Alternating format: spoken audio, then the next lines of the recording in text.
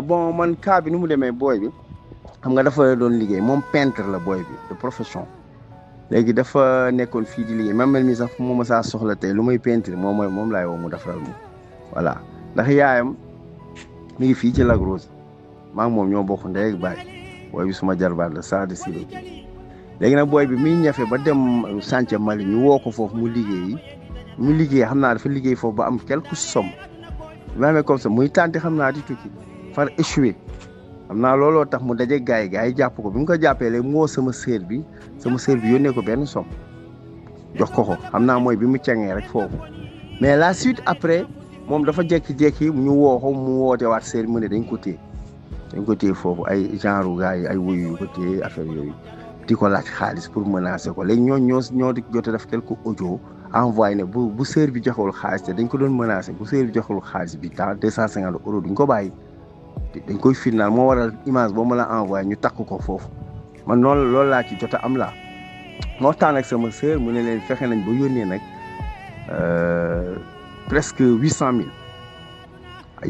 am na benn mara bu doxoon ci diggante doon def ay ñaan ñu yëkkati dara jox ko xaw ma ñaar lañ ko jox 75 000 après lii 650 000 ñu envoyé ko gars yi léegi ñoom ñu ngi doon laaj naan dañuy doon laaj 250 euros naan foog ñu indiwaat leneen la des léegi nag sœur bi ma ne ko non jaratu ko ñoom comme jot nañ def somme ñoom dañu war a fexe xale bi ñu bàyyi xale bi libéré ko mu ñëw mais di ko tiital di ko dóor di ko kii di ñu wan image yi rafetul daal ñuy gis image yi ni ñu koy def di ko menacer.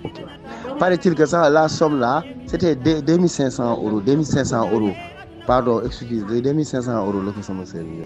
numéro bii Sada bi muy jàll dafa ne dañ ko téye ci frontière bi daf maa woo ne ma damaa bëgg jàll frontière bi te amulu ma jàlle ci laa ko envoyé 40 euros muy 20 000 francs CFA bi ma ko envoyé jëlu ko ci jour bi mi ngi ko jël loolu le 10 janvier la mi ngi ko transféré le 11 janvier ci numéro bii waajo aussi woo naa ko ne ko am na ku la transféré ci moom mu coupé ma raccroché ma numéro Mali bii.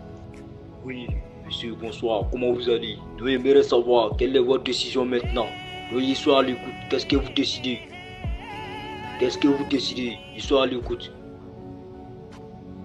Donc, ils sont à l'écoute parce que le petit il est en train de me supplier. Peut-être c'est grâce à lui. Tu vas regarder, sinon tu vas regarder ton comportement. Il allait mourir ici. Donc, ils sont à l'écoute. Qu'est-ce que vous décidez pour lui? Sinon, ce qui va se passer, ça ne va pas vous étonner. Ils sont à l'écoute.